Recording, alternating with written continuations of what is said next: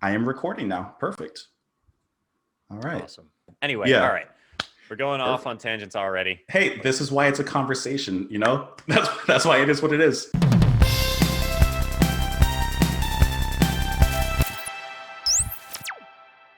What's up, guys? Welcome back to the channel. My name is Justin, and today we are doing something completely different. Please welcome my extremely special guest, Daniel from Dicon Dissectional Reactions. Daniel, welcome to Hello. Just JP. How you doing today?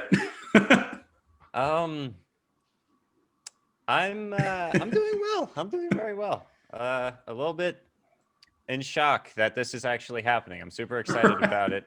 Thank you so much for giving me this opportunity. I'm glad that we're Dude, able to do this, and yeah, it's cool. dude, It's absolutely. very cool. It's so weird doing this intro because we just spent the past 10 minutes like talking. Anyway, I know. that's Yep. the fun part. That's the fun part. Yep. So what we're going to do on the channel is I'm going to interview Daniel, ask him some questions. I think you guys get some interesting insights as well from his point of view on being a YouTuber and, you know, kind of what he does with the videos, how he listens to music, kind of what's going on in his mind.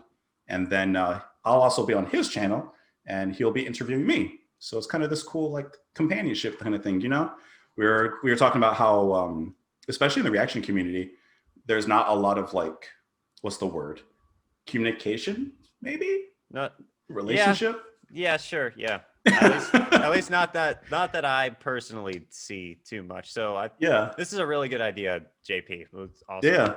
No, it's your idea. No, you're the one that came to me. So you got the credit on this one, dude. All right. Well, thank you. No, but I mean, I appreciate it because I thought this was going to be something really cool, you know, kind of building bridges, you know, it's not like a competition. It's not like, oh, this many Definitely. views or this many, whatever. It's just like cool guys listen to music. That's what we do, you know? We're cool guys. Yeah. Hey, I'll agree with that. self-proclaimed. Yes, definitely. So we're going to jump to the questions, but before we do, definitely check out his channel. I'll put a link in the description below. But I'm sure, like, we do have a lot of crossover and fans, which is really cool. But Yes, you know, definitely. if for whatever reason you don't, please check out his channel because there's a reason he's one of my top, you know, ranked reaction channels on YouTube. So definitely check him out. Thank you so much for doing that again. Yeah, dude. Yeah. So first question, and this is the most random question, but it's a perfect icebreaker question. Favorite pizza toppings, dude? I mean, are you a pepperoni man? Are you a pineapple kind of guy? Like, what's your pizza toppings? All right. So now, before I got on the internet, I did not realize how many people apparently despise this answer, but I do like pineapple on pizza or Canadian style pizza. You're one of But those. there are so many people who apparently despise those people. I also like pepperoni though, so Okay, another okay. one. Mm, uh, uh, I used to be a lot more particular when it came to that, and Yeah. then as time went on, it kind of became more whatever. It's pizza, and True, I'm true. hungry. Whatever you put on it, right? As long as it has bread, Yeah, sauce, little cheese, you're kind of good to go. as long as the rest of the people who are eating it, because normally I'm not eating something like that by myself, so Right. Yeah. they'll order, a one pie or whatnot, Mm. and I'll be like, just put whatever you guys want on it. I'll be fine. Yeah. So you can kind um, of go with any direction to an extent. yeah, as long as it's like convenient for the group, if it Yeah. if it works that way, it Yeah. feels. If I try to like force a certain thing, it feels almost problematic, Right. I'm causing a problem if I'm doing that, Ah, so Daniel, he's over there choosing pineapple. All I wanted was exactly, pizza. there you go, All was there you go. pepperoni. Yes, yeah. Now, on um your pizza, what's the thing that you don't want? Like, absolutely no, can't do it. okay, so that there you again, another question the answer to has changed over time, but Okay. Okay. I think that what is it? It's like I don't know exactly what it's called. Is it called Sicilian? The one that has Yeah. like the tomatoes, the basil, and the Like a margarita pizza? is that I don't know. Is You that what might if be that's thinking what it's margarita. called? Uh-huh. Um, and then there's like extra cheese, like a specific type, another Okay. type of cheese. Anyway, And I guess if I was to choose any of those 3 extra toppings, it would be the basil. I do not like basil on pizza. I don't know what it is, but I don't really love basil in general. Just not my thing. Not a basil man. All right. Yeah. Everything but the basil. Yeah, pretty much. Although again, if you got it and that's dinner, I'm gonna eat it. You're gonna work with it. Perfect. Well, people didn't come here to listen to our pizza topping talks, so I assume. Even though I wanted to know, I mean, I put the question because I wanted to know, so I just tossed it out there. But why exactly do you need this information? Hey, sometimes it's the most random information that tells you how a person is. So it did go a little deeper than it almost. Yeah, it's interesting. Yeah. Good see, question. All right. If I take that psychologically, I see that you're a giving person. You care about the feelings of others. Just saying. Okay. Thank you, I guess. I'm not even sure how to respond to that. So that's all I'm saying. So moving into your YouTube career, tell me about from the beginning. Tell me from the beginning to present day. How'd you get your start on YouTube? You know, did you go through multiple channels to get where you are? Did you go through multiple phases? How did you end up where you are today? Okay, Give me the story. Give me the story.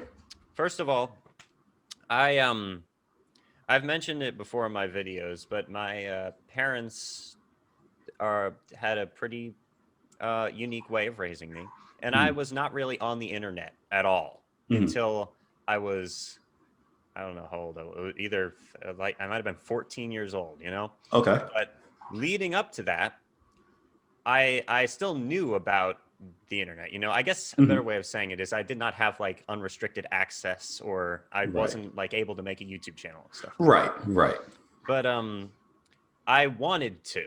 Okay, so there was a lot of like creative energy that I've been wanting to put forth in some way for a long time. Then anyway, long story short, I ended up getting a computer because I needed one for school. Okay. And one of the first things that I did with that computer was made a YouTube channel. Now, let me think. This was probably, Dicon Dissectional Reactions was probably my 5th YouTube channel. Okay. See? Okay. I've made a lot of very strange content, again, creative outlet type deal, where I tried to like all these different totally out there concepts for a channel, right? And then finally I made a channel called Deathstroke 9, which I did that because I was into tabletop role-playing games at the time and just gaming in general. And I wanted a place to talk about that. I was starting to get into that community. Like there was a whole community for that on here. There was a group on Facebook. There was like a new game that I just found. There was a lot of things that made me want to start talking about it. So I made that channel and kind of stuck with that channel for a long while. The name of it comes from my user name on like the Xbox back when I used to play Xbox. Yeah, remember those days? Yeah. Once it came to this point, I kind of, all that energy has been transferred into stuff like this instead, you know, which is a much more productive use for it. In my personal opinion. But so I stayed with Deathstroke 9 for a long time, but it basically stagnated. I think the peak was I was sent a free thing to review, and I thought that was like the coolest thing ever. But then somewhere along the line, I saw, who was it that I saw? I think I saw something from Lost in Vegas first. Then it might have been Jamal, aka Jamal. Jamal. Let me see. I think I saw Andy and Alex at some point. Specifically, I was watching Tool reaction videos. Okay. It was such a weird concept to me, the idea of someone reacting to a song. And yet somehow it was still almost addictive to watch. Right. Yeah. You can't get enough of it. Yeah, it was weird. So I thought it was really interesting. And I was like, this doesn't seem so hard. Maybe I could try that. But there was also something pretty specific, like those. And not to say that there's anything wrong with any of those channels I just mentioned or any other reaction channel out there. There was something that I wanted there to be that there wasn't in those videos. And another reason I made my own channel was because I wanted to put that thing, you know, I guess the overanalyze thing we were talking about. Right. I made my channel originally for myself, very much for myself. I was exploring, I think, the lead singer, Maynard James Keenan from Tool's other musical projects with A Perfect Circle and interestingly named Pussifer. Right. I've heard of him. I was trying to react to their music because I'd never heard it before. And the niche, I guess, that I was trying to fill ended up being looking into the lyrics a lot, trying to do research on basically over analyzing. Where I'd watch some of those videos and they'd be like, so if you're listening to a 3-minute long song and then there's a 5-minute long reaction video, the first and the last minute are used asking people to subscribe. I thought, all right, let me try, you know? And that's kind of how, I guess, Dicon Dissectional started. And I think the channel's evolved a lot in style. If you watch my, I guess, first couple of videos compared to where we are now. I don't know. This is my opinion, but I think that I learned a lot over over some time. It was a bit of a learning curve. Wasn't as easy as I thought it was going to be, but it's pretty rewarding. It's pretty fun. It's interesting to do. And then times when I have like my dad or my sisters on, it's like I'm so thankful to be able to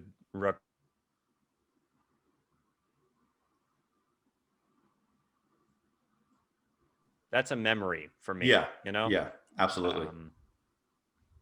Absolutely. But then let's see, since this channel, I've made multiple other channels. Okay.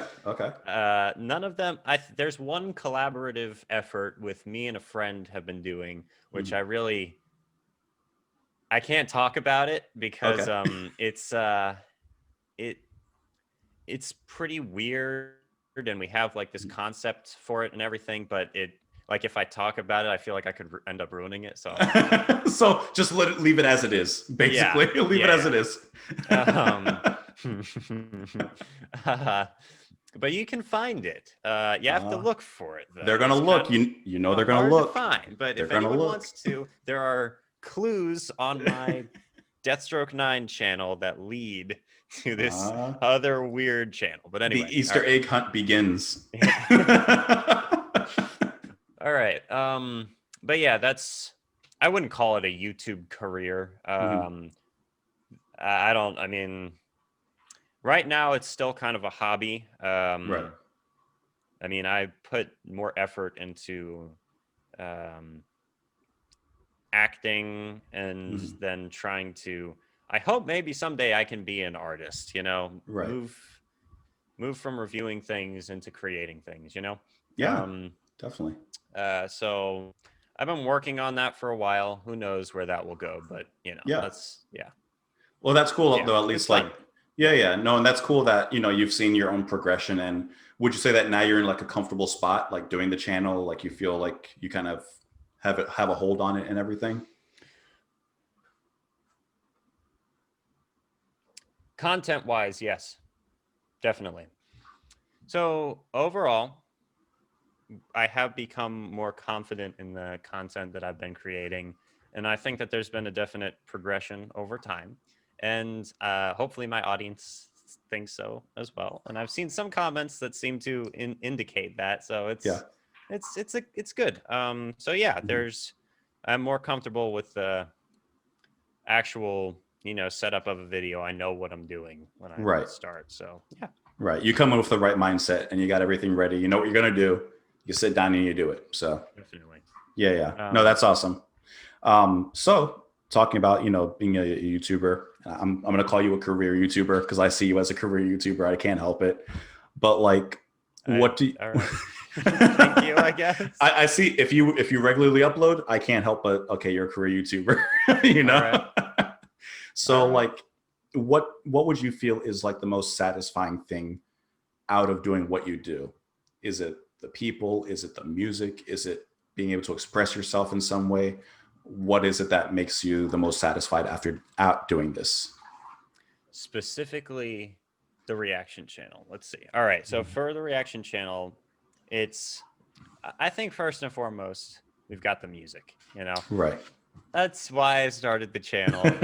I mean, I love the music and the the community that introduces me to all of this incredible, mind-boggling, awesome music that Right.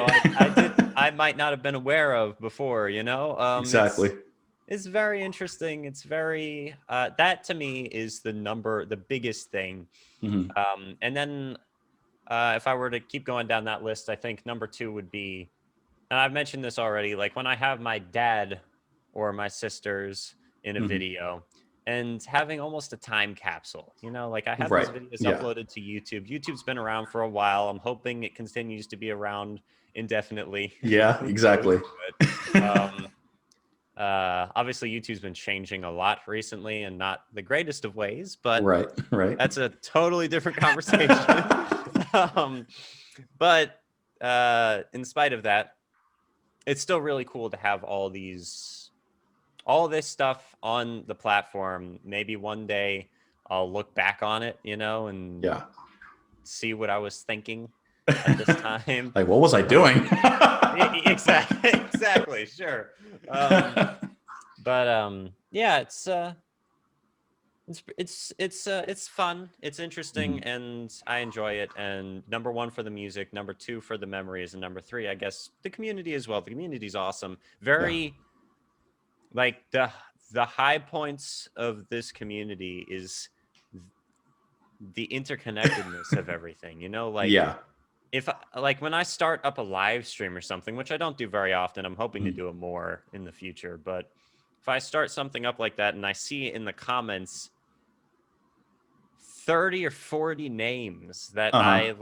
I see the name and I'm like, oh, I see them commenting, you know, Right. regularly. And it's Yep. like, Yep. it's the coolest thing ever to see that. It is. Yep. It's, I don't know, it's surreal, and it's very encouraging, the amount of support. Like, it's awesome. I It's love the crazy, isn't community. it? The community's awesome, and yes, absolutely Yeah. insane. Yeah. No, I 100% agree. It is one of the craziest things, honestly, that I've noticed as well. Yeah, definitely. So I know before you had mentioned that, you know, at some point, I'm not sure if you are already or if it's just more of a future goal, but how you want to do your own music. Yeah. So you mentioning that made me think of another question. Has any of the music that you've listened to here in any way influenced or changed maybe what you want to make on your own, like for your own passion? Um, the completely. So I did not even really consider Mhm. one, like, all right, so I've known for quite some time now that if my first career choice would be something in the arts. Mhm. I'm screwed, obviously, but aside from that, Hopefully for not longer, not much longer. hopefully not. Hopefully not. We'll see what happens. Obviously, you know, it's probably good to have a backup plan and all that stuff.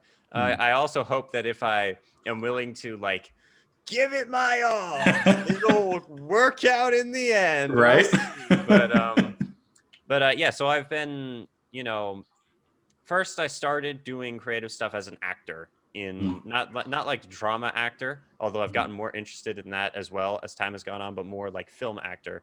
Okay. Um, Started with some extra work in, I cannot, like, the first thing I ever really did was freaking the Mockingjay Part 1 of Hunger Games. I was an Oh, extra okay. in that, and it Okay. was, I didn't even know what the Hunger Games was. You know, I wasn't allowed to read it and stuff. Like, what's this? I had no clue what it was. And then when I got older and like looked back on it, I was like, pretty cool. It's pretty. That is pretty cool. That was my that was my first thing. But yeah, so actor. Then from acting, I started looking into screenplay writing. Okay. Script writing. Right. And Right. before that, I already liked writing a lot. Like Mhm. I love reading and writing, two my favorite things to do. Okay. Yeah. And then because I was an actor, I started to get into the art of creating a script, or just Mhm. like I guess the blueprints for what ends up becoming a movie. Right. And so yeah, the point of me saying all this, obviously I'm going a Mhm. little bit off No. track, but Hey, I know you'll circle it back around. That's take your all time. right, cool. So this taking it back, like you said, I never really considered music and as a career. I know that I was on set for a thing called the Shock Losers. I think, what's it called? The first one that we did had to do with like baseball. It's basically like an educational thing. Okay. A lot of friends that I still have to this day, I met on that set when I was like 12 or 13 years old. Oh wow. Okay. One of them is named Hunter Flanagan. Hmm. He is a musician, Hmm. and he's only, I think he's a little bit older than I am. He's a country musician, Okay. and he plays guitar. He goes all over the place, Yeah. like to these gigs and stuff, and he does a really good job, Uh-huh. and he's making a name for himself. He's like won a bunch of awards as like best up and coming teen artist That's awesome. in the area or in the state and stuff like that. It's really cool. Right. Um, so seeing that, and then once, actually twice, I've played with him at one of his gigs as a backup guitarist. Okay. Which is a gig, it's like a bar for Right. not a million Hey, people or anything like that. a But gig is a gig. A gig is a gig. it was still a very interesting experience, right? So now, Mhm. fast forward to now, I have this channel where I've been expanding musical horizons. If you go to my Right. Twitter account, that's what it says in my little bio or whatever. Right. Expanding Right. my musical horizons. That is what the point to me for this channel is. Right. And there's no way that's not going to affect my artistic Right. anything. Like I hope that if I do become an artist, obviously in order to make it, you've got to Mhm. be in some way, you've got to be pushing the boundaries a little bit, and also being at least a little bit modern. Right. Like if Right. I ever was to start making music, I'd want it to be, appealing to people my own age, I'd hope.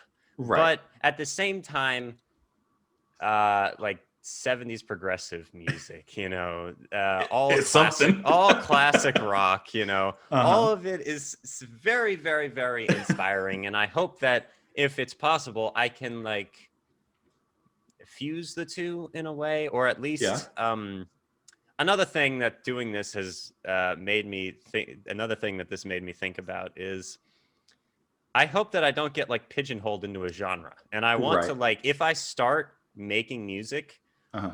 I'm going to purposefully throw multiple curveballs in there so that people Yep. will not pigeonhole me, because my like favorite genre changes from Right. month to month, I know that. and whatever my favorite genre is influencing me a ton Mhm. when I'm writing music. I've been writing music for a, I want to say a year and a half now, but I've only been seriously doing it for a few months, Okay. really. Yeah, yeah.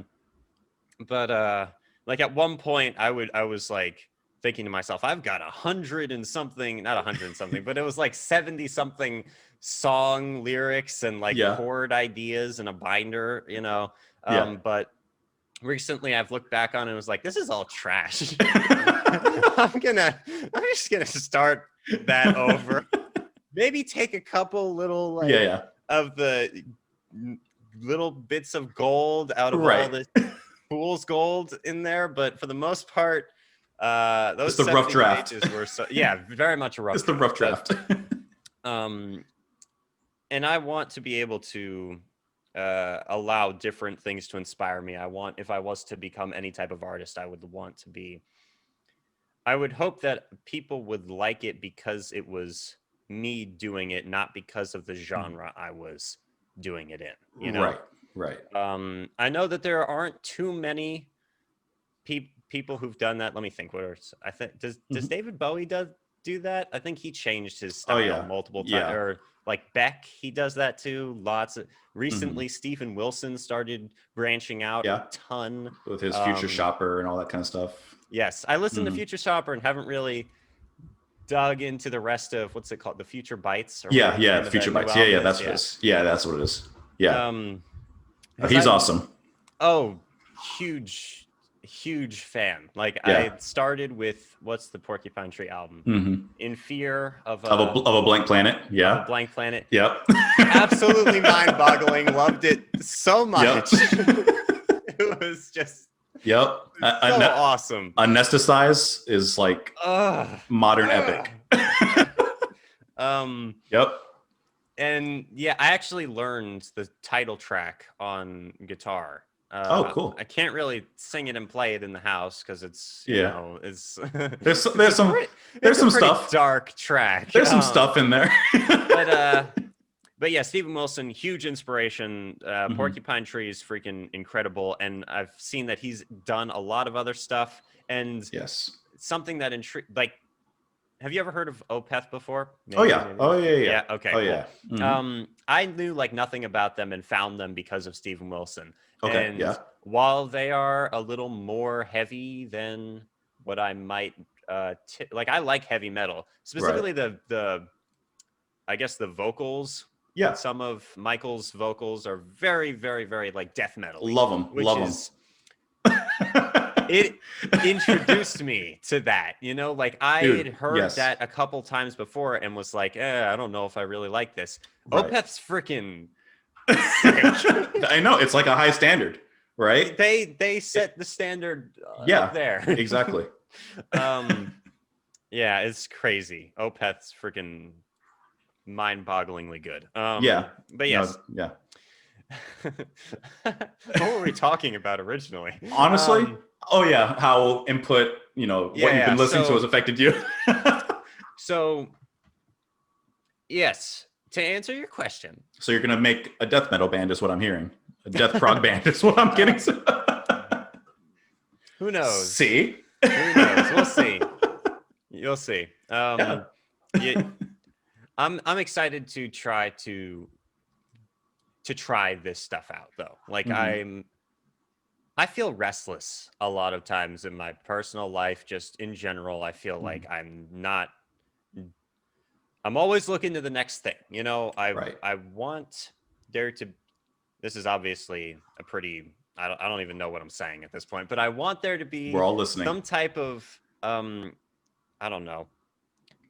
I want to put in effort to something and then see that effort bear fruit. That's a goal. I want that to happen, you know. So I'm excited for this because it's like a new horizon that I really hadn't considered beforehand. And since starting it, it's exciting. I feel like there's a lot of potential in it. I don't know if there is. I'll see. And it's really awesome having people who are willing to, you know, support me on that because of this channel. So that's another perk of the channel, is that people, obviously there are going to be, the majority of viewers will watch it for the reactions, which makes sense, you know, like that's duh. But there's that like 1 or 2, maybe 3% of subscribers who are like, I would watch any content you put out, you know, which is 100%. Almost like, that's a very weird thing to think about at the same time, but it's still, that'll be invaluable, you know, if I ever tried to become an artist or something like that. Having that type of support is essential. So anyway, 100%. But anyway, to completely answer your question, yes, I am very much inspired by what I listen to. It all influences what I write. Yeah, no, that's a really important thing too. And that point you mentioned was really interesting too, because, you know, there are, I mean, when I don't look at the analytics on my channel too much, but every once in a while I look at them just because I like to see like who's watching, what are they doing? And you're going to have that certain percentage that come because of the band or because of the song you choose, which may be most of them, you know, but then you're going to have that percentage that are there because of you, you know?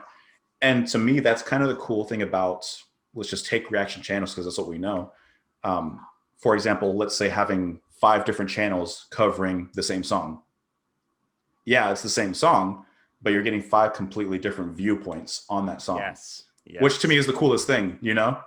And that's what makes the best reaction channels are the ones who are like pretty much everyone you listed in your top 5. I mean, I'm hoping people can decide that for themselves about me. I'm not going to say anything about myself, but aside from me, everyone you listed on that channel, you know, they give their opinions, you know, they give a analysis of the track. And that's what I think is the cool, like, reaction videos. Again, an interesting topic. It's a weird kind of thing. It's a weird concept. On one spectrum, there are so many reaction channels out there. I know. It's crazy. It's a mind-boggling. It's a crazy amount of there are a lot of reaction channels out there, and a lot of them, and I'm not gonna say that this is true. You know, I'm not obviously I don't know this or anything, but there will be times where I'm like, some of these people don't really seem to. They don't really seem like they're in it for the music. Yeah, it's like, or maybe they are. Maybe they are, and they just don't really review the song that they're listening to, which is or even like tell you how it made them feel, or even sometimes they don't. Yeah, I don't know. So anyway, I agree. My point of saying that is to say that's like the bad end of the spectrum for like this type of content is like that almost feels like it's taking advantage of the art to me. Correct. Like it's taking someone else's art and like I don't know. That's when you're really kind of, I know what you mean. You're really kind of taking the art and like using that. It's not the art using you, you know? Yeah, that I'm not a huge fan of that aspect of the I guess reaction channel community. But and I think the viewers know this, you know, I think there's a reason Andy and Alex, Jamal, you know, Lost in Vegas, a lot of these channels have very devoted, you know, fan bases and, you know, more of a following and stuff is because, you know, you're actually giving some form of commentary or value to what you're listening to, you know? 100%. And I hope to eventually branch out from reaction videos exclusively. I kind of already have. I've been doing that for a while, but yeah, I don't know. We'll see where that goes. No, and that's interesting too, because with you saying that, I mean, you can watch reaction channels, and of course, that's the thing. That's the lifeblood of whatever channel you're watching. But then they'll go off and do vlogs. Myself, I do like album reviews. I try to do those after I do a reaction. I love your album reviews. Thank you, because I try, but I don't think they're that good. But the thank one you. you did, which one was it? Court of the Crimson King, I think. Oh yeah, That was one. I loved that. That was really cool.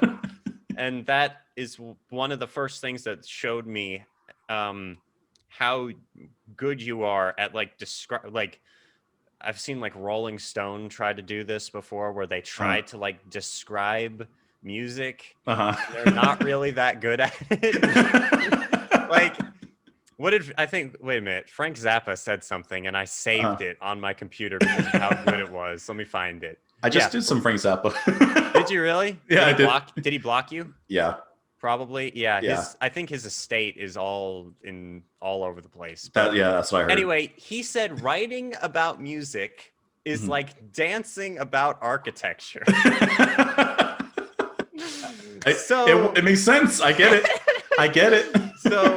So, you know, a lot of these bigger, you know, magazines that review music and stuff, they don't really do a very good job of describing it, or it comes off as kind of corny or whatever. I don't even know how to describe their descriptions. But you seem to have this like a knack for it. Like you do, like before listening to your review of Court of the Crimson King. Uh-huh. I had just recently and I had to put it on Patreon, obviously, but I reviewed the whole album, front to back.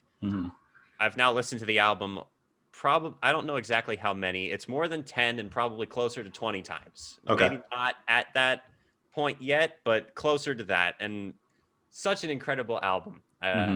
Obviously, Moonchild has a couple of laggy-ish spots, but it's also I feel like that part of the album is like an experience. Yeah, it's different. It's different. It's different. Hey, pushing the boundary, right? Yes, definitely. So after just listening to it and then hearing your review of it, I was like, yeah, you did a very good job of doing that. And that's one of the things that makes one of the things that I noticed that makes your channel very unique is that you do a really good job of breaking the music down into the emotions and the feelings and this is difficult to describe all by itself. Anyway, you do a great job. That's what I'm trying to say. Thank you, man. Thank you. No, because honestly, and I've mentioned it before, and it's not me necessarily trying to be humble, but sometimes I'm like, I didn't really do a good job of that one. I'm like, I didn't really describe that right. I feel the same. I feel the same way about my own videos, obviously, and I don't. Sometimes I think about that, how does we're our own worst critic, right? I mean, that's true. Unfortunately, that's true. I don't often think of it that way, but that is very true. But I'll be like, how does some of the really big YouTubers out there, I don't know, off the top of my head, like PewDiePie or something like that, I wonder, it's just interesting. They always seem so confident in everything that they're doing, Yeah. And I'm like, how do you do that? How did you build yourself to that point? Where you're so completely able. Right. I don't know. I have no idea. I have no idea. It's obviously their haters probably are gonna say, "Oh, that's arrogant" or whatever. Right. They might or have pride some or negative whatever. words for it, but I think it's pretty admirable that they're confident enough in themselves to do that. And hopefully, we get to a point where we can put out content and be like, "This was good." Right, because I think you and I we know music. We have at least some idea of music. We have an understanding with music. I think I'm getting better at that. Maybe not when I started, but I think I personally have grown a bit since starting. But and I definitely think you do. Yes, definitely. Yeah. Well, because I think it's that connection, to music, for example, since that's kind of what we do. But I think it's that connection to music that, to some extent, you do have a little bit of confidence in it because you know music, and in some capacity that emotional part I think is the biggest connection. So that's our passion, or at least part of our passion, So for example, PewDiePie and bigger YouTubes like that, the games, the entertainment, that's their passion. So they know that they can do that well, And even though we have that confidence on one side, on the other coin, we're like, man, that was horrible. What did I just say? Yep. Did I just say that guitar sounded sparkly? What does that even mean? I guess you're talking about the tone, maybe? Yeah, what does that even mean? Yeah, who knows? At this point, PewDiePie's just browsing Reddit mostly. Hey, if I could do that and do what he's doing, I'd browse Reddit all day. I think he's... First of all, there were reasons that, that's a whole... That again, that's another rabbit hole. Yeah. I have a lot of... Another thing that's happened since I got on the internet is I had a lot to consume really quickly. You had a lot to catch up on. So I didn't know anything about a lot of these big trendy internet things that happen, Five Nights at Freddy's or Markiplier's rise to 20 million or freaking... I found out about that channel that he was doing that he's gonna delete at the end. Oh yeah, that was funny. Unis Honest. Yeah. Hey, that channel. But a lot of catching up to do, but now I have all of this probably going to end up being useless information crammed in my head. But I mean, it's cool because I'm trying to get into YouTube, so it is still pretty cool that I know the stuff, I guess. But Yeah. sometimes I'll be on Twitter and I'll see something trending and I'll be like, ooh, this is interesting. And I'll click on it, and I'll go reading it. And now I've been reading about someone finding shrimp in their I cereal. knew it. Yeah. I did that this morning too. And I've been doing this for 2 hours and I'm like, okay, what the hell am I doing at this point? I did the exact same thing this morning. Like literally. It's so funny, man. Oh man. And you're captivated. You're like, man, I want to find out like what were these shrimp doing in his cereal box? You know? I have so much useless information.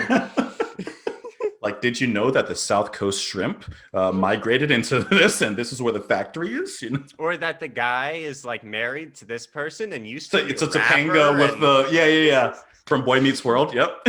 and what else? And like that the company tried to gaslight them into thinking that the piece of shrimp is some sugar. That ain't shrimp. That's just clump. That's just clumped together sugar. Yep. Anyway, so yeah, I don't know where we are now, but it's hey, this is the fun part. I like the conversation, so I'm gonna keep going. But yeah, hopefully, me and you both can slowly become more and more confident in our content, and also upgrade our content and make it better. One of the coolest things about that specific aspect is like, once I made it to a certain point, the channel started to like give a little bit, you know, like specifically monetarily, right? So specifically from Patreon, YouTube doesn't really pay anything, but unfortunately. It's all right. It makes sense to me. It makes sense that the artists make the money, but I don't begrudge that at all. I kind of get annoyed when it gets blocked, especially since they're the ones that make the money. That doesn't make any sense to me. But like Patreon started to make a little bit, right? Then because of that, I was able to get a better camera and get a better computer. Yes. Obviously, you know, like if once it like, have you heard of Mr. Beast before? Yeah. Oh yeah. One of the things that makes his stuff so one of the ways that he got big was because he took what YouTube was giving him and put it back in. Right. Reinvesting it. And that's his entire, you know, and because of that, it kept getting better. Right. Exactly. And, when it comes to the, like, I guess, monetary aspect of this thing, I hope to emulate that, like where, you know, if obviously it's YouTube and it's, you know, it's not, you're obviously not like able to, you know, sustain yourself or anything like that off of stuff like this. I've done multiple other jobs, have jobs and all that stuff, you know, but it's still, you're able to like put a little bit of that aside to like put into the YouTube channel, which in turn makes the content better. And it's like such a cool cycle, which is something, I guess this now that I'm saying all this, it sounds very obvious. But when that first started happening, I had never in a million years, you know, thought something like that would even be possible. And it was very, it was shocking almost. It's huge. It's eye-opening. It's crazy, man. Yeah. And that's the coolest thing. Like you said, you know, reinvesting it back into the channel, Reinvesting it back into the channel. Yeah. So you have the better equipment, even the webcam I'm using, same thing. Like I used it to buy this webcam, a little nicer. Exactly. So I can do stuff like this. I just hit my microphone. So sorry if that made a noise. Is my microphone doing all right? I see a little. Yours has been perfect. It has? Yours has been perfect. Even when I checked the past recording, perfect. So. All right. Good. Because I have a little thing down here. That's another thing. I got a better mic recently, which is I'm actually going to be able to use to record music. But it's been, not going to say that, but it's been a difficult one. It's been a learning process. Yes. Yeah. But anyway, yeah. Awesome. So hey, I love that huge detour we just took. It's like you're on the highway and you see like the Museum of Wax, and you're like, hey, Let's go check out the Museum of Wax. why not? No, but like that's the whole point of this just conversation. Yes, definitely. So moving on, because these questions I put down are ones that like, yeah, I'm sure the audience wants to know, but like I want to know, to be honest. Really? So Awesome. So That's awesome. this one I really want to know. What are your favorite bands outside of the channel? Don't even I don't want to hear anyone that you've done on the channel. Yeah, okay. That Favorite bands outside the channel. Okay, let me think. So, and specifically bands, or can it be like single artists as well? Oh yeah, absolutely. Can be Okay. artist. Mm-hmm. All right. So obviously and technically, all right. So this first entry already breaks your rules, but you're gonna say Tool Tool, was aren't my you? I knew you're gonna say favorite Tool. band. Yes, I'm I sorry. knew it. Sorry. I'll allow it. I'll allow it. All right. Sorry. So that would be my first choice in that arena. But let's see what else. What haven't I done? Because a lot of times with bands that I already like knew a little bit and knew I liked, I would eventually like upload a react, like try to really react to something I haven't heard by them. Right. Man, and that's one of the cool things about this channel is that I've been introduced to so much music because, again, in keeping with the way my parents raised me, I knew some oldies music. I think nothing that I would say is my favorite band or group of all time, but I knew some oldies music. And then let's see, bands that I know. Have you heard of DC Talk before? It's like a Christian. I have not. It was like, all right. I was mainly allowed to only listen to Christian music for a very long time. Let me think. What are there were like 3 specific groups. For the most part, a lot of it was very contemporary, and it got worse as time got on. Like on the radio, like it's so bad right now. Like I could never imagine going back to just listening to that. It's like so reusing. It's so generic. It's so bad. I'm sorry. Sorry. I understand. It's really bad. I'm bringing back bad memories. I'm bringing it back. But in the 90s, obviously I wasn't around in the 90s, but that's like when I first started getting into that 90s, early 2000s, we had a group called DC Talk, which was like a rock. We had almost metal feel, right? Then there's I think a guy who went on to become a Christian rapper, and he had some rap-ish elements in it. The lyrics were always really deep. Like now, again, contemporary music when it came to Christian music is not good right now. But so DC Talk, great group. Let's see. Reliant K was another group. They were a little bit more alternative and punk in that. I've heard of them. I don't think I've listened to them. They also were not exclusively Christian, but they like were Christians, so that it was a loophole. I understand. I got you. But let me think. Right now, I mean, I guess I've done the Porcupine Tree album, but Steven Wilson in general, I haven't really reacted to anything else by him, but I've been doing so much research on Steven Wilson because he's such a inspiring figure. He's a modern day genius when it comes to music in general.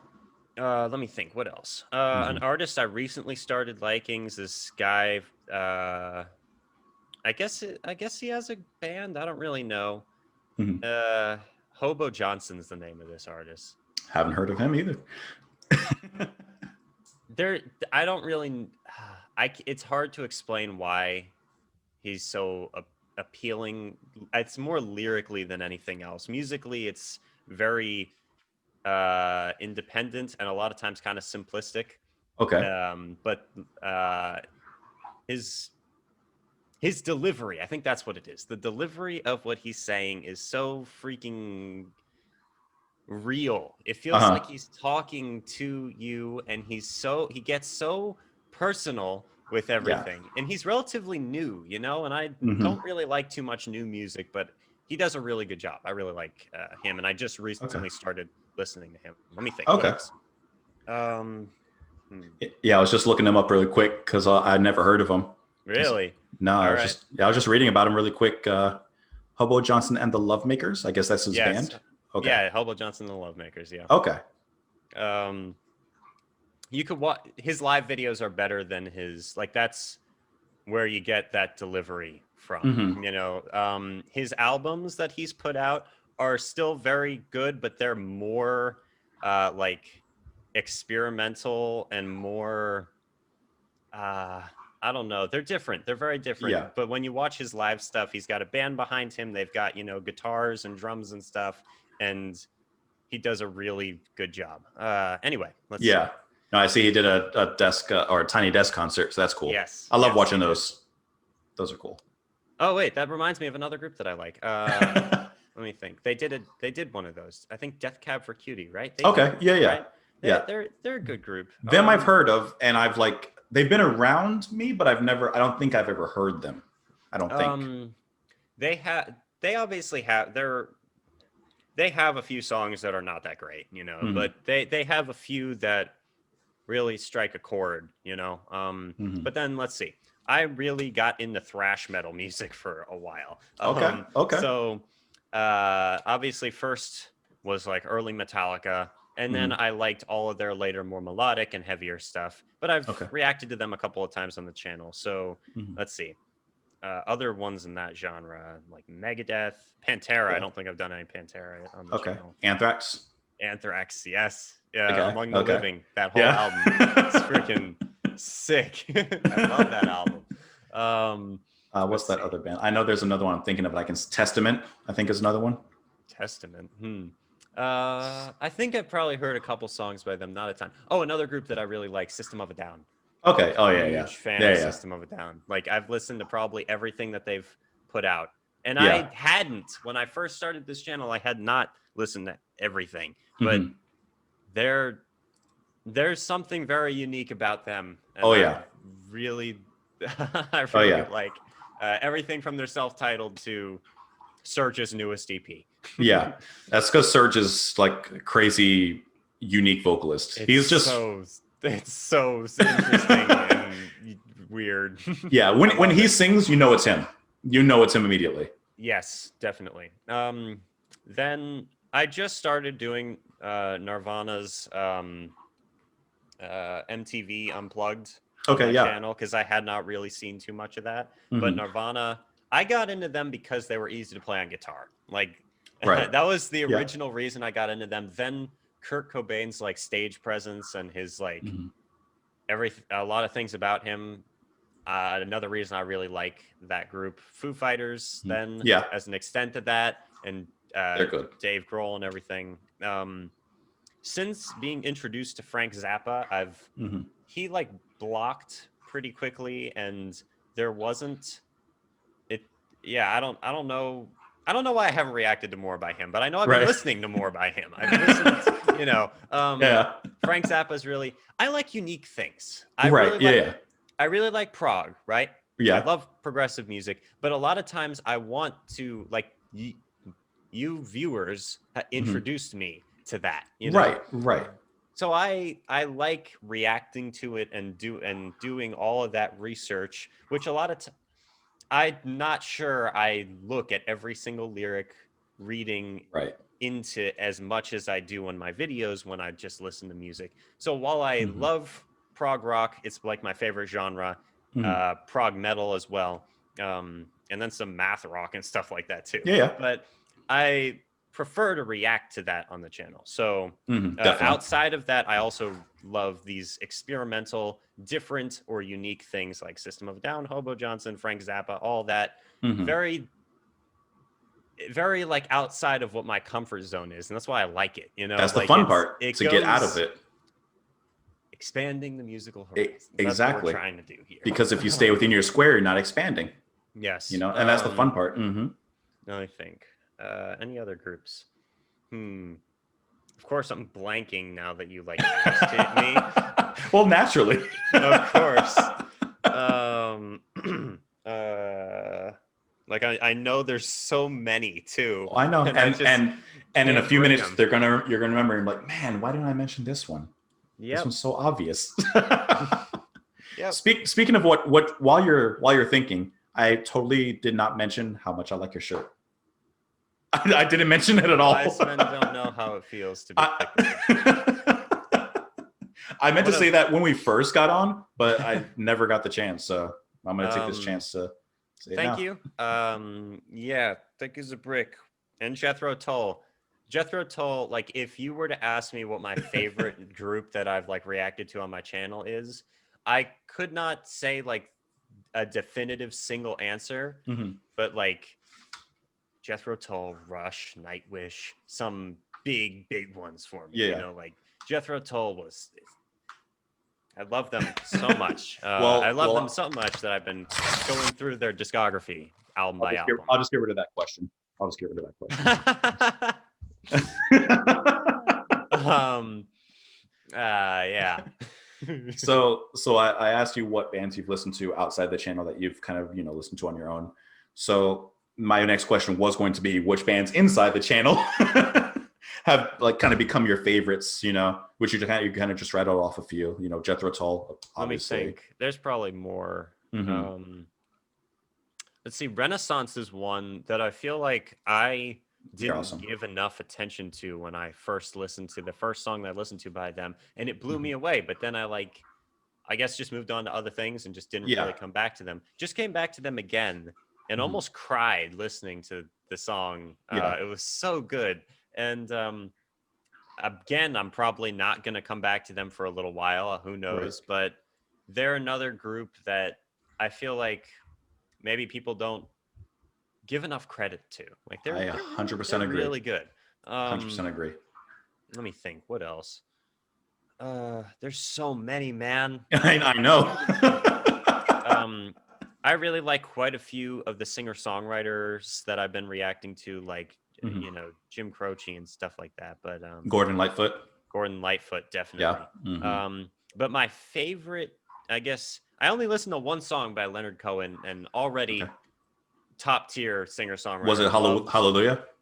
No, it wasn't. Okay. A lot of people told me to do that one, but I don't know. I don't always like doing what a lot of people tell me to do. I guess I'm just a contrary, rebellious teenager that way. But listen, that's why people yell at me sometimes. Everyone says, "Do this one, do this one, do this one," and I'm like, "All right, I'll do this one." Let me find one. Yeah. Yep. What was the song? I think it was called "Everybody Knows." His dark sense of humor and his like sarcastic commentary on like these social and political and human condition.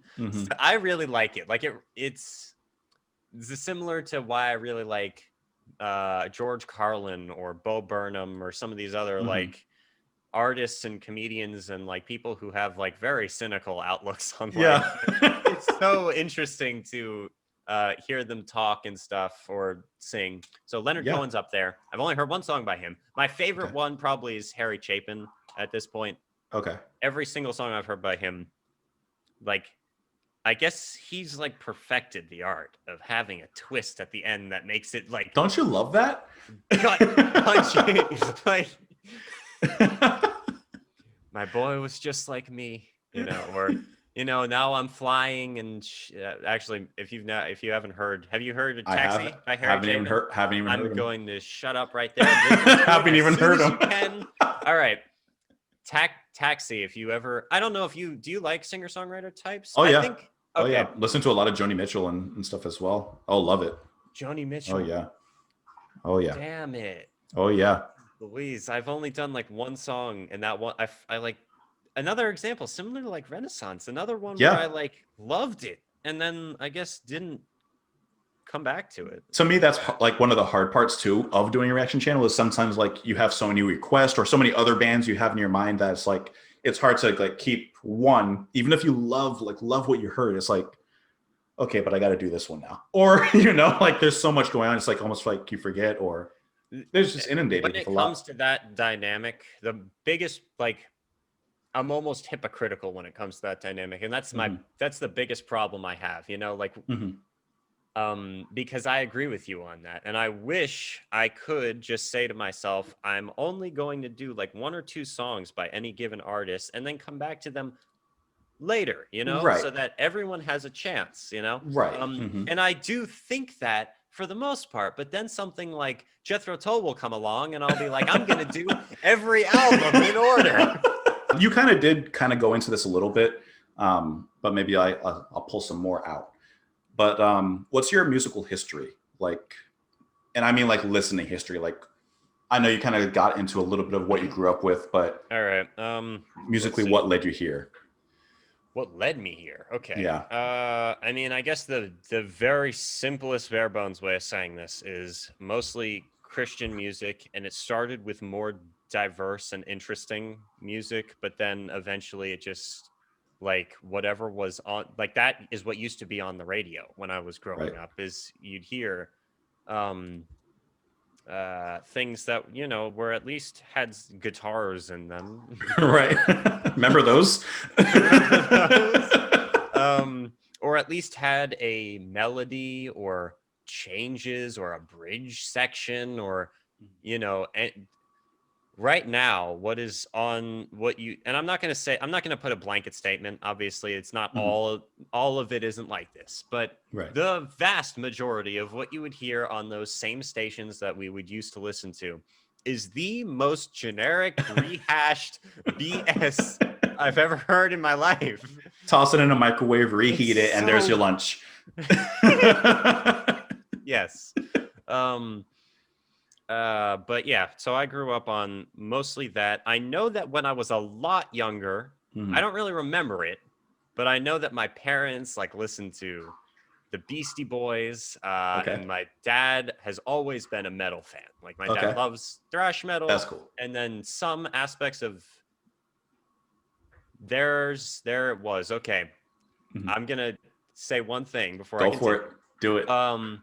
There's a genre of music that a lot of people can't stand, which is nu metal. I went through a multi-year phase where that was like all I listened to was like, I guess System of a Down's a leftover of that, and Linkin Park to an extent as well. Deftones. Deftones.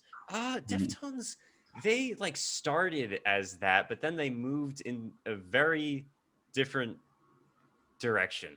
It's interesting how they've evolved over time. But anyway, I didn't know too much about them before I started my channel. But anyway, but yeah, Slipknot and stuff like that was like I went through a period where I unironically liked Limp Bizkit. Hey, I won't tell anyone. Well, we're doing an interview. Hey, right? I think there was like a few weeks where my favorite song was Rearranged. Just a few weeks though. Just a few weeks. No, yeah, it wasn't any. I don't think it lasted super long. But you were asking about like songs and stuff that I liked outside of the channel, because I think I've reacted to a couple Disturbed songs, because I know that they are like a kind of a nu metal band, but I've never really done too much research on them or listened to much by them. And then when the first song I listened to is their cover of Simon and Garfunkel's Sound of Silence, and I'm like, this isn't nu metal. This is really freaking good. But then we did Down with the Sickness, and I was like, oh. The breakdown during that song was just a little bit jarring. It's a good one. But after listening to Frank Zappa, you can't be scarred anymore. No, you're pretty much scar free. You're good to go after that. Yep. Or Slipknot, to be honest, that too. Older Slipknot. Or another artist that what is it? I don't know a ton by this artist, obviously, and I really don't know much about like rap music in general. But I know that I listened to at least a couple songs by Tupac because I just like his story behind his life, and then Eminem. Well, at least you've chosen the top. You've chosen good. I don't even know. I just whatever the current. I could rant Uh-huh. about current the mainstream current music Mhm. for hours. Yeah. But I'm not going to Well, waste my energy hating. let's do a But part 2 sometime. all right, all right. That's what I'm hearing. If you want, I will do that. We could do that. We could discuss the state of modern music, and we could also maybe end it by talking about like that would be a good positive way to end it. Is like there are definitely groups still around Mhm. that they're just not as mainstream as they once Correct. were. I 100% agree. Like a lot of most of the friends that I have, Mhm. they have more, I guess, eclectic music tastes. Like I have one friend Okay. who likes grunge music, one friend who likes jazzy music and like Mhm. orchestra music or like Okay. movie soundtracks. None of them really are in that category of whatever the current mainstream thing is. So I really didn't Mhm. know too much about it. But Okay. then I met some people Uh-huh. who, that's their favorite thing to listen to, and they play it Uh-huh. all the time, And I heard some of it, and The no, silence was overwhelming. but anyway, yeah. To bring it back to what you were asking before, so yeah, contemporary Christian. So starting when I was Mhm. very young, Beastie Boys and thrash metal music, Okay. and whatever else my mom and dad were listening to that I was too young to understand, I guess. Of So course. it was, it was perfectly fine. Then, when I was a little bit older, the most of what we listened to was Christian music, and I guess there was some oldies mixed in there. Mhm. Actually, there was actually quite a bit. Uh, then once I got to be a certain age, my it's funny. I went from Christian music to this. My dad, who loves thrash metal, Mhm. introduced me to like I guess we started with Metallica and just Okay. That's a good entry point. moved on from there. And it was, I think, this moment of clarity came when I was listening to And Justice for All. Mhm. And my dad was talking while we were listening to it. Okay. And it was Uh-huh. my first time hearing it, never heard it before. It came on the radio because by that point, we had, I think, Sirius XM or whatever. Mhm. Turns it up as loud as it can possibly get. That's All the right. way. We're driving, right? My ears are bleeding. That's the way. And there's a part in the song. Have you heard the song before? And Justice Yes. for All? Yeah. All right. There's a part in the song, there's that beginning, which is it sounds like an anthem. That Yeah. opening thing with the guitar before it gets super heavy sounds like almost like a national anthem Yeah. or Yeah. something It's like that. empowering. It's yeah. So we were listening to that, and my dad was like, this is like showing, this is what they want. This is what they want you to see. Uh-huh. This is the melodic. Right. They're getting We you in. are just there's a story being told. We are Uh-huh. justice, we are truth, we are good. And Right. then there's an undertone of evil as they Yeah. dun dun. Then he starts singing, Uh-huh. and he's saying those things about how, justice is lost, justice is raped, justice is Right. gone. So then there's the breakdown of the solo where my dad's like, all right, so now they're like there was like justice at first, but then greed made it spiral out of control, and the Right. music is telling us this. Right. That was an eye-opening moment That's for awesome. me. I had never once listened to music like that before in my life, where That's I awesome. was hearing the story the music itself was telling. The Mhm. same thing happened again when we heard Master of Puppets for the first time, which when I first heard it, it like scarred me. I was so messed up by that. Was it I too was much? like, Was it too much? I didn't entirely understand it, and it was another case of my dad kind of explained it a little bit to me, especially the breakdown is literally the act of, Yeah. so and the way the music was saying that, and I didn't really know much about that. So again, it was very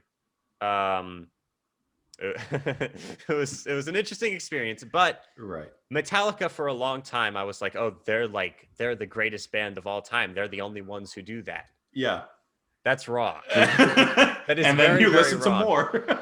So, my dad played for me lots of different types of metal music. We'd listen to other music too. You know, don't get me wrong. That's not the only thing he listens to. He loves all different types of music. Yeah. But his favorite music when he was my age was, listening to Kill 'Em All and stuff like that, know. So we listened to a lot of that. Then eventually I heard some Slipknot songs. I heard some Rage Against the Machine, some lots of aggressive music that I love to death. Of course. Then at some point along the line, I heard the song "Sober" by Tool. My dad's not a huge fan. Okay, so we heard the song, and he didn't. I don't know if he even let it play all the way through.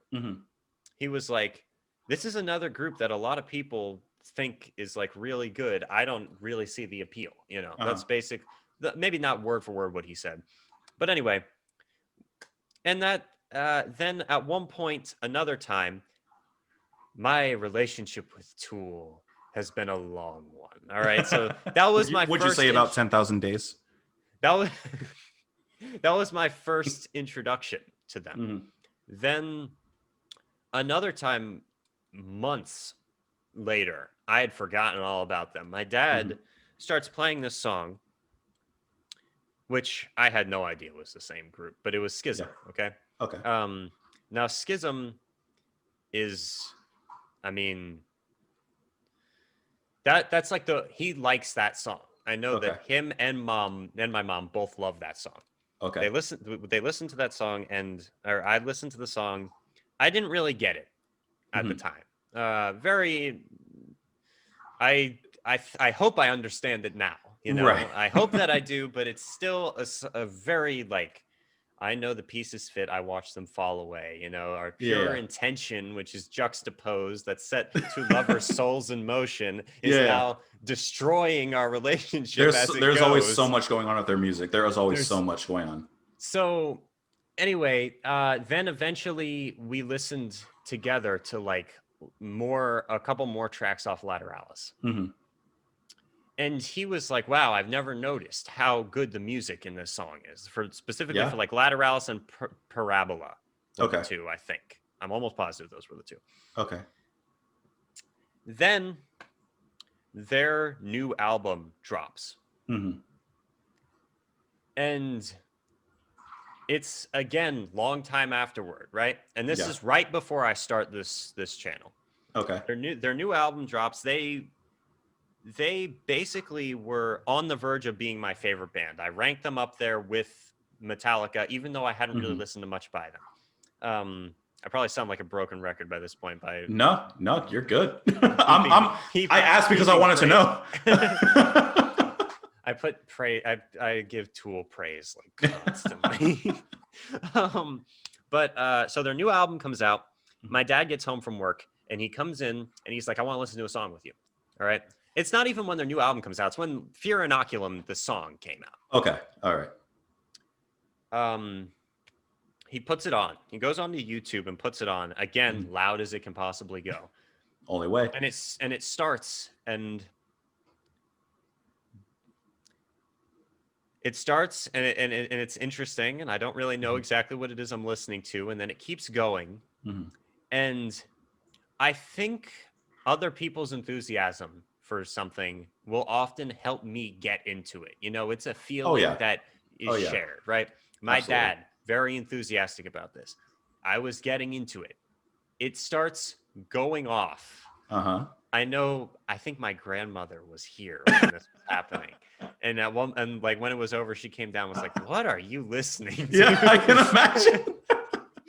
Because he had it blasting throughout the whole house. Yeah, everyone heard it at that point. The neighbors heard it. The next state heard it. All right. So anyway, by the end of the song, just mind blown to put it into words. Mind blown. Okay. Very, very, very cool, interesting song that I don't know what it is about them, but I love their music. Anyway, So then I started getting into them by myself. My dad to Okay. this day does not love all their stuff by a long shot. I Mhm. know that he likes Lateralis. Lateralis is one of my favorite albums of all time, like bar Mhm. none. And then Fear Inoculum, just the whole thing, the whole album, incredible. Maybe I think Culling Voices was a song that he didn't love, and obviously Mhm. the interludes aren't. Obviously, they're interludes. I say I haven't heard any of it, so I have no idea, honestly. Really The only full interesting. album that I've heard from Tool is 10,000 Days. And Okay, besides that, I've heard like all of their main stuff, like you said, Schism and sure. that stuff. I Sober. know all their main other stuff, but I haven't heard anything besides that. So, Um, I'm pretty sure I've heard every song by them. So mhm, I listened to their EP when they first started, which mhm. is actually really good. You'd think it wouldn't be that good. It has 2 live tracks on it. Okay. It's really angry. Yeah. Like it's crazy. Like and Maynard sounds really young on it. Uh-huh. Um, He has that young anger. he Like there's a song about censorship where the whole song is literally him saying, I can't say what I want to, even if I'm just kidding, and even if I don't mean it. Things like I like that. go, and then he Yeah. starts saying the thing. Yeah. Then there's a song like about religion where he's Mhm. like, religion's the opium of the masses or whatever, I Yeah. think is the concept of that song, where he's like, choices always were a problem for you. What you Uh-huh. need is someone strong to guide you, like me. Right. Like me. And the whole song is so sarcastic and angry. It's Yeah. hilarious. Then Mhm. 10,000 Days, very emotional. He had just lost his mother and all Yes, that. that one I Crazy. know. Mhm. Very. They have such an evolution over their albums. Anyway, all right. Yeah. I'm gonna stop there. No, I've been talking that was about that was the album I knew, so I was ready to jump on. That was the only one I knew. All right. What do you think about it then? If you have any. See, it's the only album I know, so I can't compare, to be Okay, honest. that's fine. But on its own, I mean, I think it's honestly kind of like a masterpiece on its own. I mean, I think it's like the perfect journey. And even though I don't know Tool as a whole, I think it shows every aspect I could know of them, from the silly and kind of like fun, like Rosetta Stone. I mean, I was about to say Rosetta Stone's on like, an album, isn't it? Like that song's freaking incredible. when I first heard that, because I listened to the album when it first came out, because the album cover looked cool. I was like, oh, I get that. But yeah, I listened to it. I was like, Rosetta Stone, what is this? Talking about the aliens and all. So I'm like, I love the way he's like delivering this. Like, that was just crazy. And then of course, Wings for Marie, like, Oh man, that just hit emotion. almost every time I listen to that song. It hits me like a ton of bricks. Just turning to emotionally. The first even from time, yeah, made me cry. No, those are some strong songs. Yeah. And then honestly, even the opener, Vicarious, like I love the lyrics in there Ugh, because yeah. they were so true. I was like, man, that he knows. He knows. He knows. He knows. He knows. So, and that a lot of artists can bear the human spirit in a way, especially the ugly side of the human spirit, in a way that makes sense and is relatable to an extent. So That's one of the reasons that I wanted to go dive into his other work, is because his lyrics, I love his lyrics. Yeah. But anyway, Yeah. Let's see. So that's my mini review of 10,000 Days. And the pot. I mean that one. I mean it's a classic. I still don't know what that's about, to be honest. I'll go weep shades of indigo, shed without a reason, as I have an idea.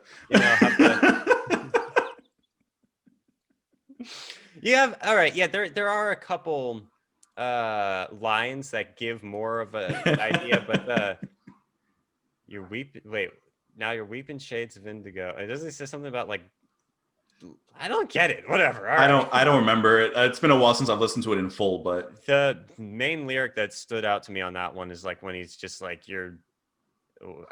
who are you to point your finger oh at yeah, me, you effing hypocrite, Yeah. like that kind of gave me the idea for the rest of the yeah. No, but his delivery and his lyricism and all that stuff, it's just awesome. I mean, like I love the way he hops on grooves like in the pot. Bum, Yeah. bum, bum, bum. Like he's just pacing like so perfectly. But like you said, the bass. I mean, see that I can talk about, but the other ones I have no idea. So yeah, but Tool was my last big, huge discovery before I started the YouTube channel, which was originally going to be me trying to look into his other projects. That did not get too much, attention, which is fine. I didn't really expect it to. But then someone eventually along the way was like, "Hey, you ever heard of this group called Steely Dan before?" I was like, no, I haven't. And they're like, "You should listen to this song by them. They're really good. You'd probably like it." And I'm like, okay. So I listened to it and I was like, wow, this is actually really, really good. And I don't know what it, so that I had uploaded a bunch of other reactions already, mostly to either Tool or the other Tool spinoffs, Maynard spinoffs. Then I think my mom and dad suggested some songs as well, mostly pretty obscure stuff. Like, let me think. Well, actually, no, not all obscure stuff. My dad had me listen to a Run the Jewels song. My mom had me listen to Our Lady Peace. Never heard of really? All right. Yeah. Very unique singer. It's like, I don't know. It's interesting. Then I listened to somebody that I used to know by, I still don't know how to exactly pronounce the name of it. Godai? Yeah. Got you. I say got you like it's like got you. I don't know. All right. There you go. I don't know. Got you. I don't know either. Go Tithe is what someone told me it was. I don't know. Could Whatever. be. That song wasn't too bad. I liked it. I wasn't expecting to like it when I listened to it because like my mom told me what it was, and I was like, "I'll do it for you, Mom. Yeah, I'll do it for you."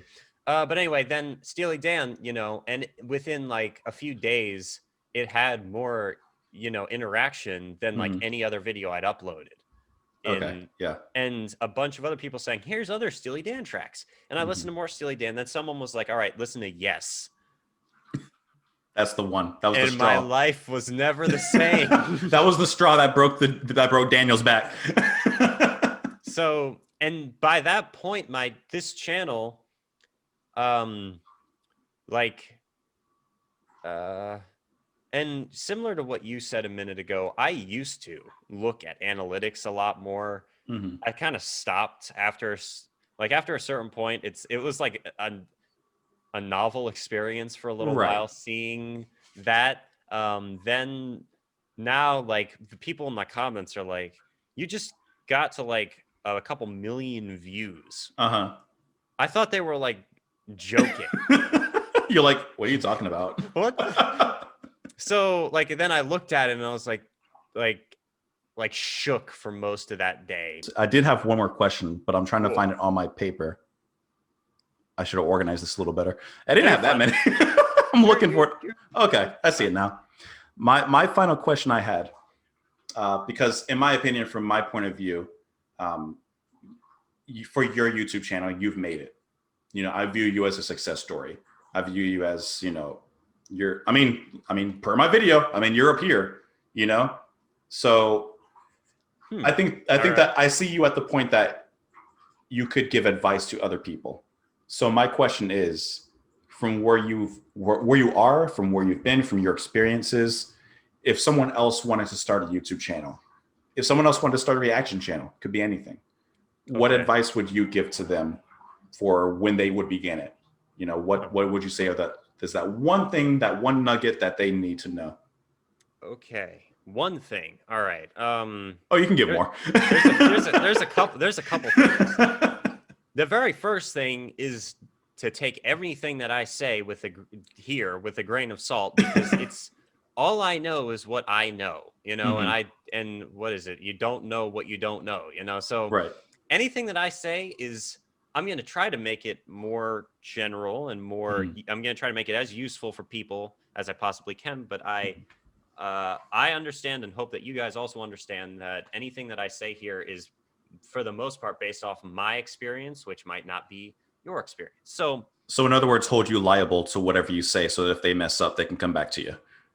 That is not what I said. To hold you directly responsible for their actions is what I just heard. Yep. All right. We'll go with that. Okay. For real though, let me think. A couple things. You have to be passionate. That's the very first thing that I'm gonna say is with Deathstroke 9, I kind of got burnt out eventually. You know, you have to be passionate for what you're doing. Don't start doing something just because it's like a trendy thing to do, or just because you think that it's gonna make you go big. Right. I've seen people try to do this, and some people even succeeded at it. You know, Mhm. there are YouTubers who I've watched do this, where they'll start a channel because they'll try to do something that's like trendy at the time, Right. and they'll get a decent following because of it, and then they'll be like, I can't do this anymore. You know, I didn't like. I just can't. I'm not. They're like not actually that passionate about it. Which I guess that's fine, you know. Right. But my first bit of advice, if you want to make it as a YouTuber, I don't personally consider myself to have made it, but I mean, I appreciate that you think that, and that means a lot to me. So thank you. Yeah. But if you want to make it, you've got to pick something or do something that you actually care about. Because at the end of the day, who are you making the content for? You know, like you're making it for viewers, obviously, but if you don't enjoy what you're doing, then what was the point of trying to pursue this crazy creative job as opposed to a 9-to-5, like, you know, the majority of people? That's huge. That's huge. This isn't even always right. I know for a fact this isn't always right. This is just my opinion. Try to be let me think of how to word this. Here's a better way of me saying this. I watch YouTube channels do this, where they come off as abrasive. The people who own them or run them. Apologies, I've been talking. You're getting radio voice. Yeah. No. They'll like. I would hope that you don't make a channel based around like hating things, unless it's as like a comedy spin of something. I would hope that you don't that you understand that you're not entitled to anything. Like the reason I'm saying this is because I've watched other content creators who think, or who at least acted like they think, that they are owed something, or that who are, like I said a minute ago, like abrasive, or they're like angry all the time, or they just a lot of negative vibes, I guess you could say. Try to avoid that for the most part if you can, because, and this is again me personally, I don't like that. Like when I've seen it happen before, and I always feel uncomfortable. A lot of times I'll stop watching. That being said, like I said a minute ago, I know this is not always true. There are many people who have made a living hating on things, or who have become very big just by, you know, doing exactly what I just said. Or obviously, a little while ago, we mentioned PewDiePie, and I said the haters would call him arrogant. I call him confident. Right. Here, I'm being a little bit of almost a hater here. You know, like I'm saying they're coming off as entitled or something. Other people would say they're no nonsense people. They don't take crap from nobody, and they'll put down, you know. So that's just my personal take. It's perspective. Yeah. It's very perspective based. Another thing that I would say, obviously this is so, how do I say this in a better way? Okay. It's very generic response. Don't give up, but let me add more to that. Okay. Please. Not only do you want to not give up, you need to find something, like if you want to make it on YouTube, you want to make it anything. People say all the time, be willing to follow your dreams, you know, make the sacrifices that need to be made, and push yourself. It's true. You have to actually be willing to do that. People hear that a lot of times, and it comes off and sounds corny, that you know, that mantra And of, you're you done. know, And that's it. you got to do it and then you're done and that's it. It's, you do have to do that. And what you need to understand is that you have to choose something that you're passionate about, because you have to be willing to give up literally everything and anything. You know, if you really want to make it, I personally think that there are certain situations where people might find themselves in where they are unable to achieve certain things. Agreed.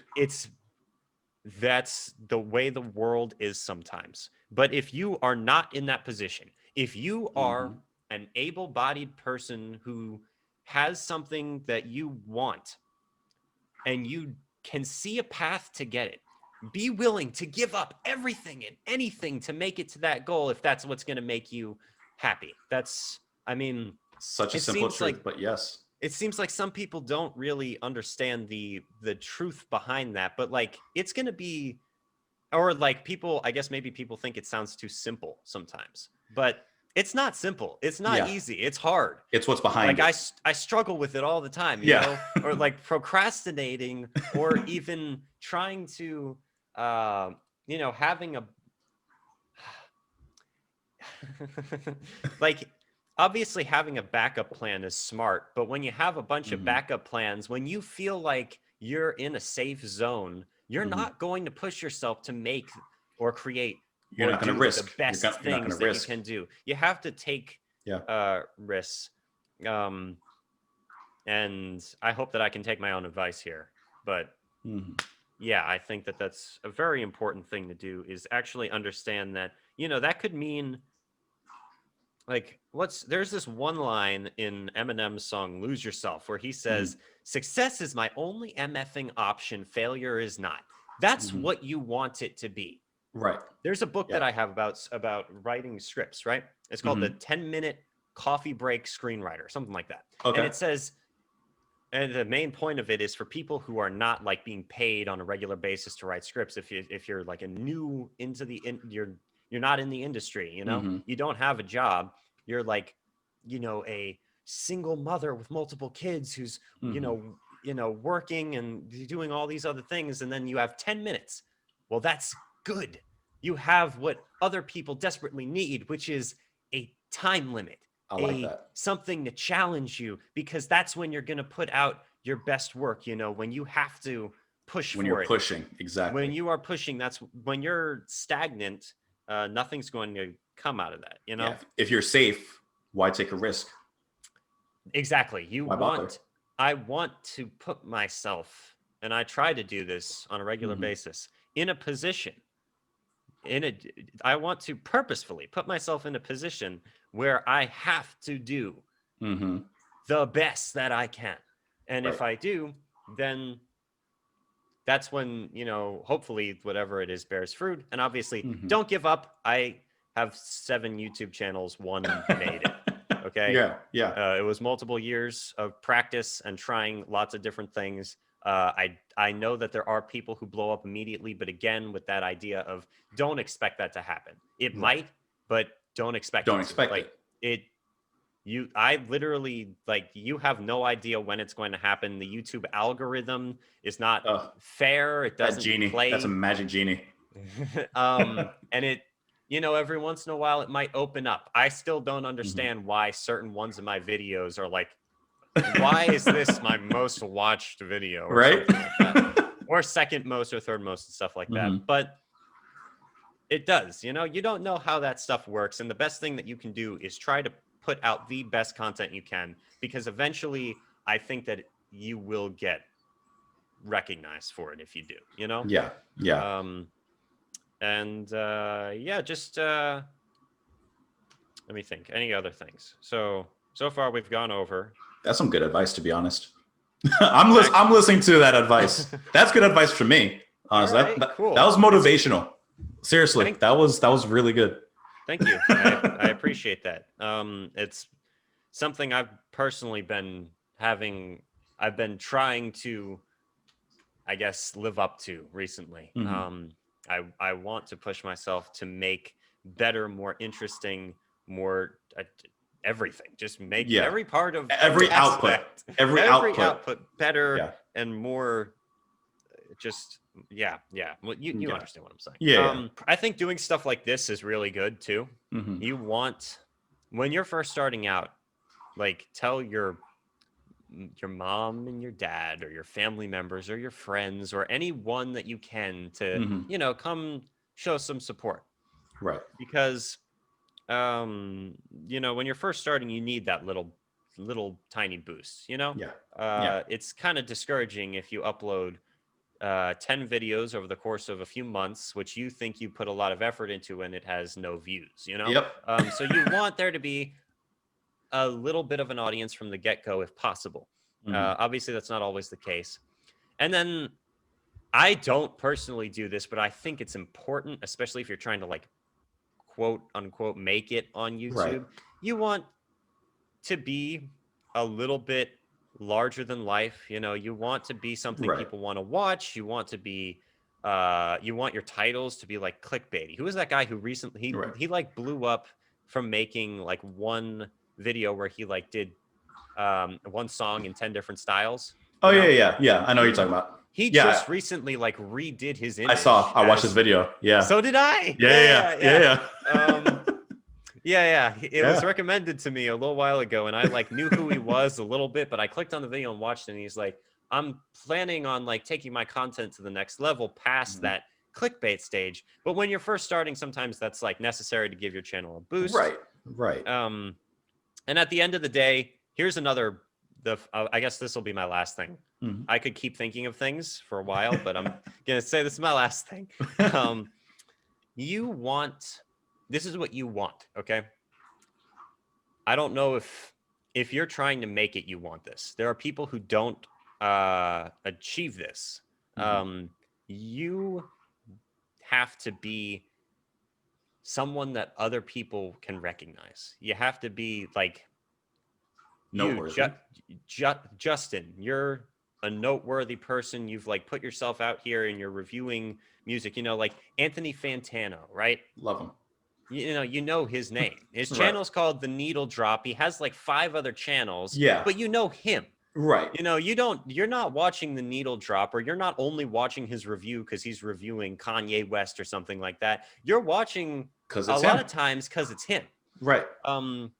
And you can even do this. Like there are some people who don't want to show themselves on YouTube. Mhm. Take a look at Corpse Husband over the past couple of months.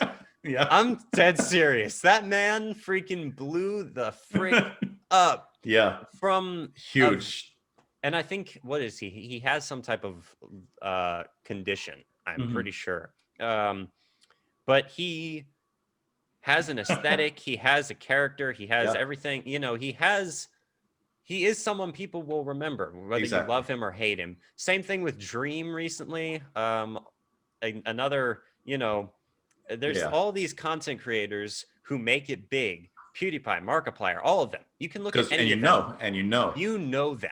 Like even the tiny ones that started small, you get to know them because they are marketing or branding themselves. I was literally going to say that they are the brand. Yes, they are the brand.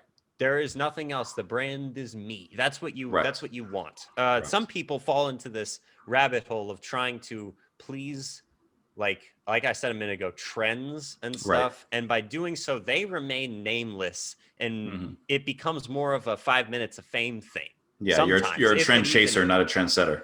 Even if it hits, you just are famous for a little tiny while for your one video that was a prank video because that type of prank was popular at the time, but no one actually knows who the hell you are.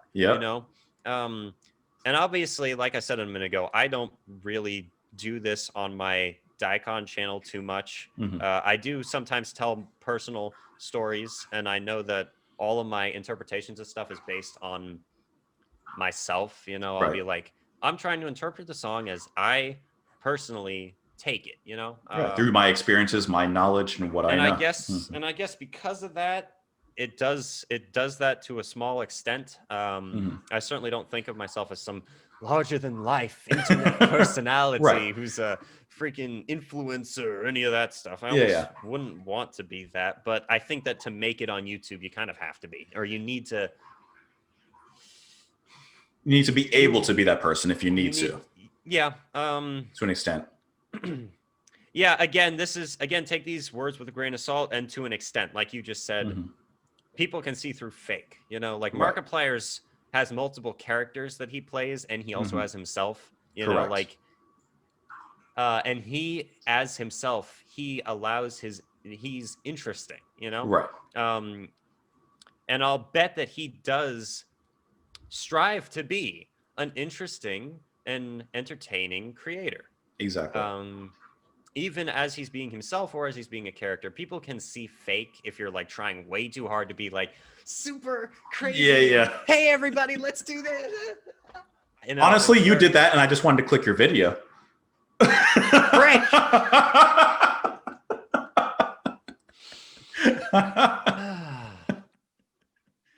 That just made me want to click. I'm sorry. I literally just wanted to press the like button right away and subscribe. You didn't even have to tell me. No, don't worry. I would have told you like 8 times. I do this on my videos too, where I ramble on tangents for like way too long. So that's the fun part. That's all right. Hey, for anyone who hold on, I can't even see what like time we're at. I'm imagining probably an hour. Our gang, where you at? Yeah. Anyone who's still watching, leave a comment down below if you will. Thank you so much for doing this. And now, Justin, I got to make sure that I reciprocate. So no, absolutely, dude. I mean, that's why before you guys were here and when we were just setting up, we were laying out the time, and I said, I'm whatever, So yeah. That's why I said if it goes, it goes. It goes.